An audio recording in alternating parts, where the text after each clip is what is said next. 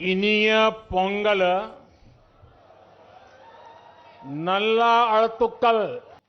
पोंगल के पवित्र दिन तमिलनाडु के हर घर से पोंगल धारा का प्रवाह होता है। मेरी कामना है उसी तरह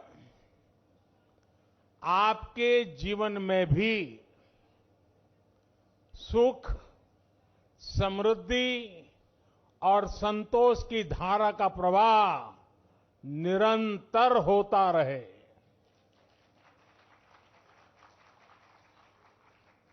कल ही देश ने लोहड़ी का पर्व धूमधाम से मनाया है। कुछ लोग आज मकर संक्रमण उत्तरायण मना रहे हैं, कुछ लोग शायद कल मनाएंगे। माघ बिहू भी बस आने ही वाला है। मैं इन सभी पर्वों की सभी देशवासियों को बहुत बहुत बधाई देता हूं, शुभकामनाएं देता हूं। साथियों, यहां मुझे मेरे कई परिचित चेहरे नजर आ रहे हैं। पिछले साल भी हम सब तमिल पुथांडु के अवसर पर यहां मिल चुके हैं। धन्यवाद देता हूं कि उन्होंने मुझे इस अद्भुत आयोजन का हिस्सा बनने का अवसर दिया। ये ऐसा है जैसे मैं अपने परिवार और दोस्तों के साथ कोई उत्सव मना रहा हूं।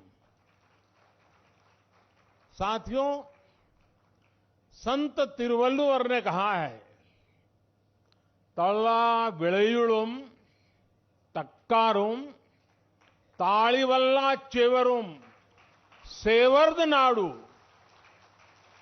यानी अच्छी फसल, पढ़े लिखे व्यक्ति और ईमानदार व्यापारी, ये तीनों मिलकर राष्ट्र निर्माण करते हैं।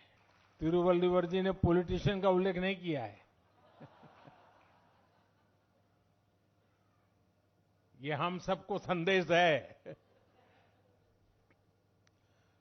पोंगल पर्व में ताजी फसल को भगवान के चरणों में समर्पित करने की परंपरा है। इस पूरी उत्सव परंपरा के केंद्र में हमारे अन्नदाता, हमारे किसान है। और वैसे भी भारत का हर त्योहार किसी न किसी रूप में गांव से, किसानी से, फसल से जुड़ा हुआ होता है। मुझे याद है पिछली बार हमने इस बारे में भी चर्चा की थी कि कैसे हमारे मिलेट्स या श्री अन्न तमिल संस्कृति से जुड़े हुए हैं। मुझे खुशी है कि सुपर फूड को लेकर देश में और दुनिया में एक नई जागृति आई है। हमारे बहुत सारे नौजवान मिलेट्स, श्री अन्न को लेकर नए स्टार्टअप शुरू कर रहे हैं और ये स्टार्टअप्स आज बहुत पॉपुलर हो रहे हैं। श्री अन्न के उत्पादन से हमारे देश के 3 करोड़ से अधिक छोटे किसान जुड़े हुए हैं। हम श्री अन्न को प्रमोट करते हैं तो सीधे सीधे ये 3 करोड़ किसानों का भला होता है। साथियों, पोंगल के अवसर पर तमिल महिलाएं अपने घर के बाहर कोलम बनाती है। सबसे पहले वो आटे का इस्तेमाल करके जमीन पर कई डॉट्स बनाती है और एक बार जब सारे डॉट्स बन जाते हैं तो हर एक का एक अलग महत्व होता है। ये तस्वीर ही मन लुभाने वाली होती है, लेकिन कोलम का असली रूप तब और वैभवशाली हो जाता है जब ये सभी डॉट्स मिला दिए जाते हैं और बड़ी कलाकृति बनाकर इसमें रंग भरा जाता है। हमारा देश और उसकी विविधता भी कोलम के जैसी है। जब देश का कोना कोना एक दूसरे से भावात्मक रूप से जुड़ता है तो हमारी शक्ति एक अलग रूप दिखाती है।